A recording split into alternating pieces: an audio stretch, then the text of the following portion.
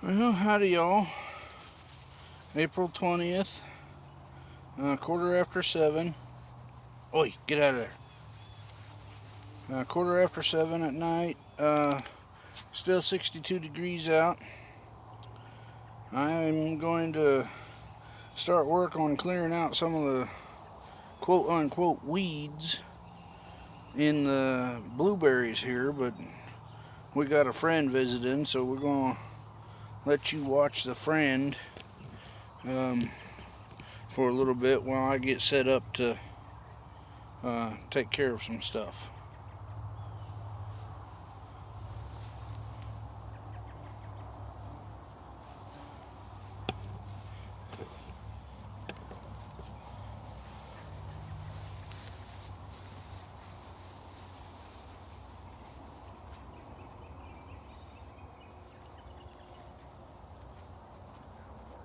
You guys need to be nice.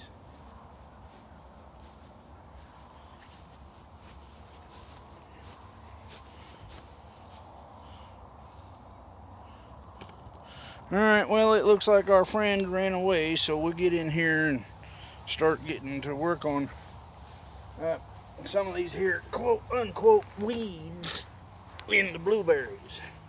Now, I am a firm believer that there is no such thing as a weed. There is, however, plant species that are less beneficial to a human in places where humans do not like them.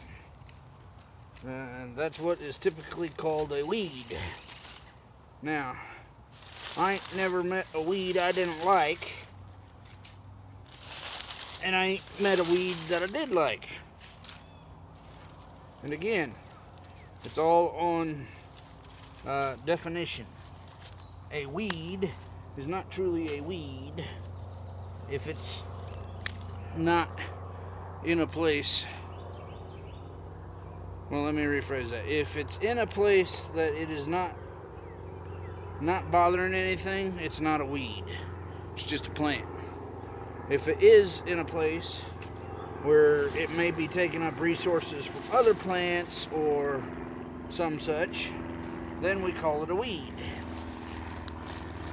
Now, we got stuff growing in here with the blueberries, which we let get overgrown and covered in leaves last year so they could overwinter easier. And we got stuff in here that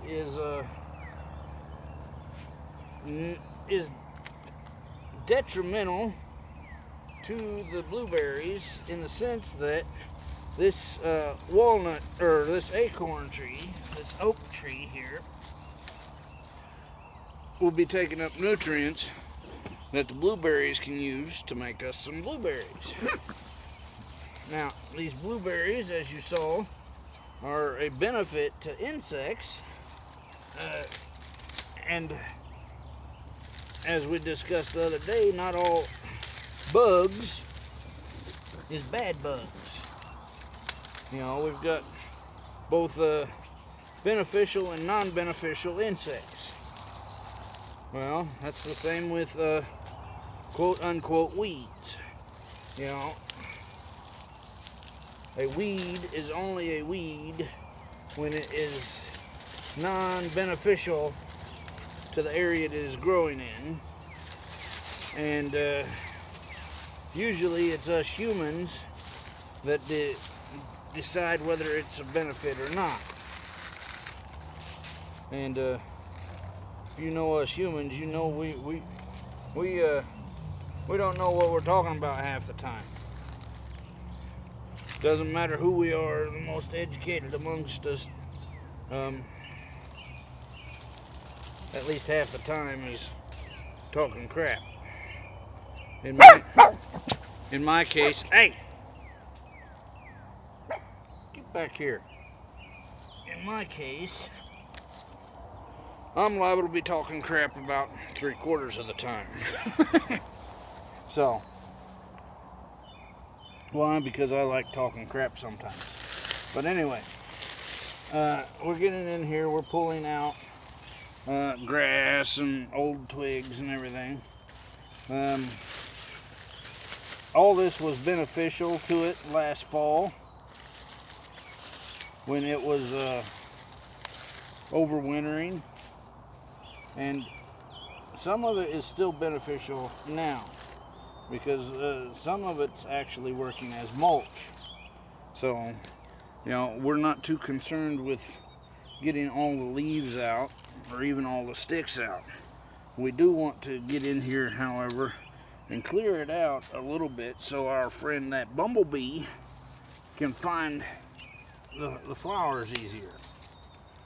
So, you know, if there's flowers that are easily gotten to, like these here, these flowers were way down low, pretty much buried, so the bees couldn't get to them. So what we did is we uncovered them, pulled them up, and now the bees can get in there and find them and get them pollinated. And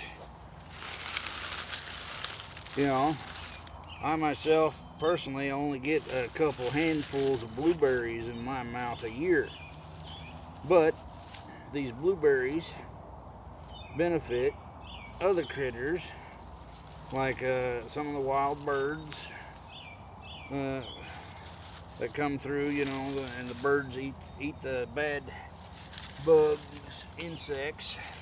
So, you know, it's all a matter of perspective, you know.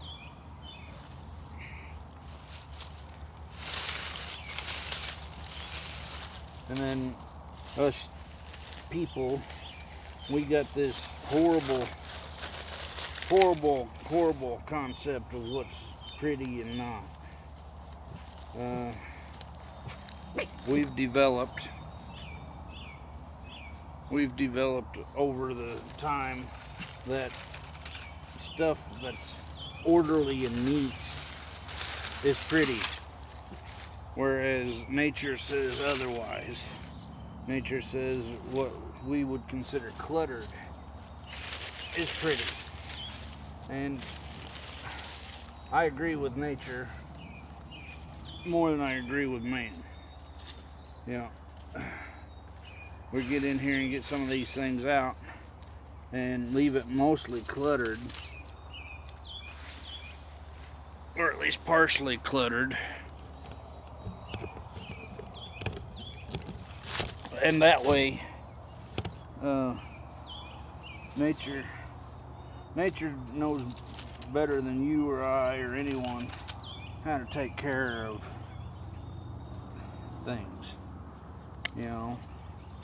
Now all this that I'm pulling out, I ain't going to take it too far.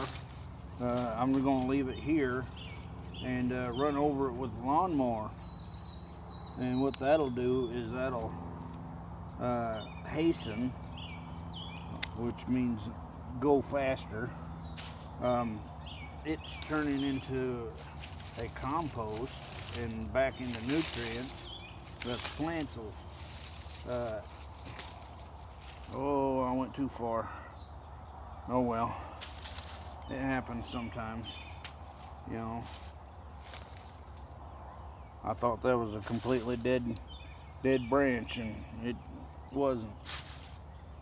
But anyway,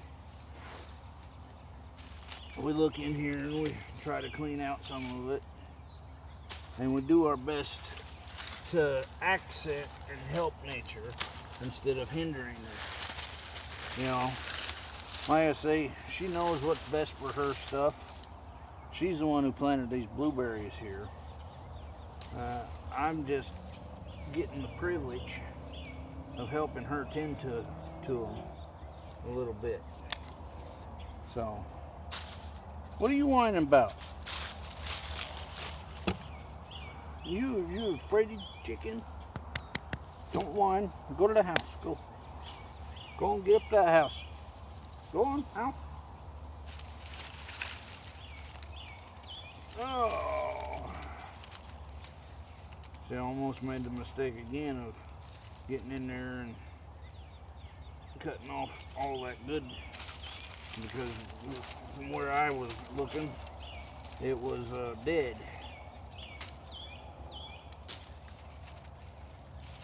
But no, a lot of you may not know this, but I am an ordained minister.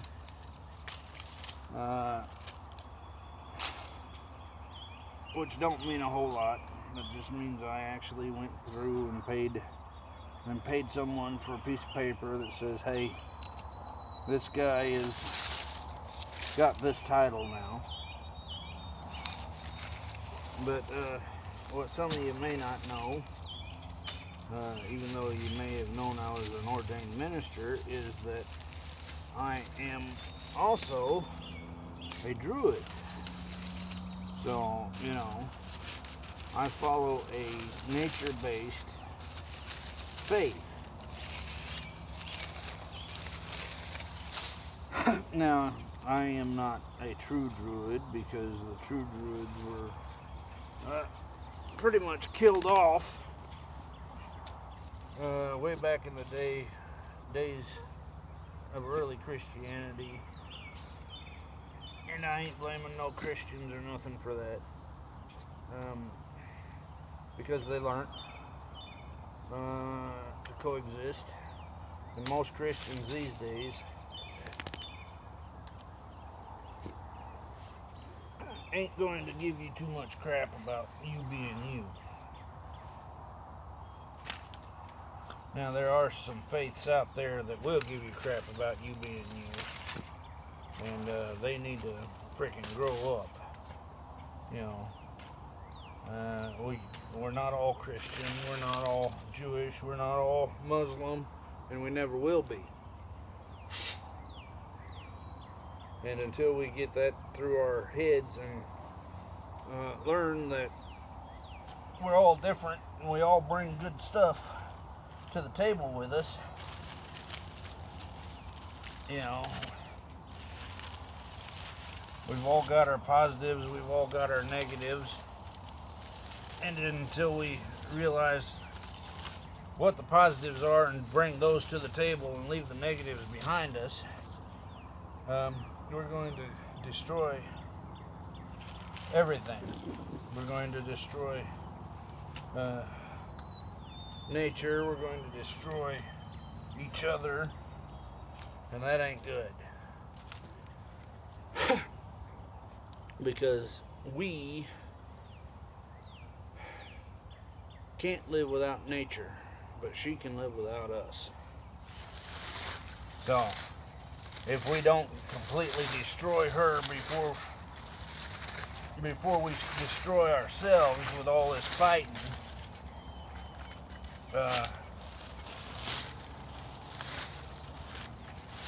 we'll suffer the consequences. She won't, because she will replace us with something better for her.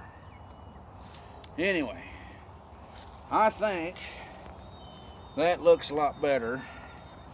Like I say, we ain't going to get too up into it. We mainly got the dead out, got the few trees that may have taken energy and resources from the blueberries out. And as you can see, I left some grass and leaves and stuff in there.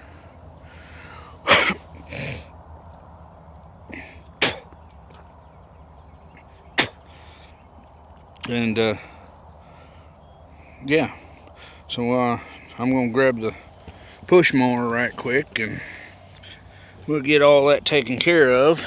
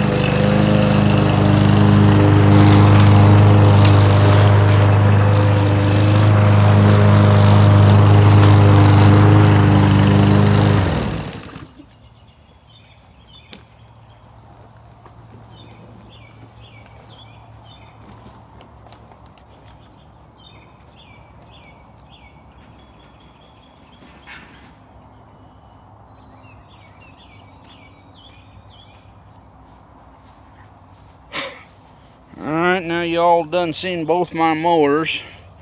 The Redneck Rider, and that's one you just saw is a push mower. It's a mulching push mower at that.